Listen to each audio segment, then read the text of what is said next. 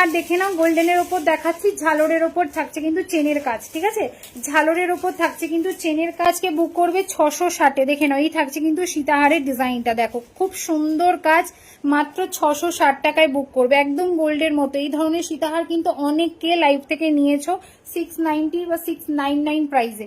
আজকে যেটা যতটা পারছি আমি আজকে চেপে তোমাদের প্রাইজিং এ দিচ্ছি, ঠিক আছে, যেটা যতটা পারছি কমিয়ে কমিয়ে আজকে দিয়ে দিচ্ছি স্টকে।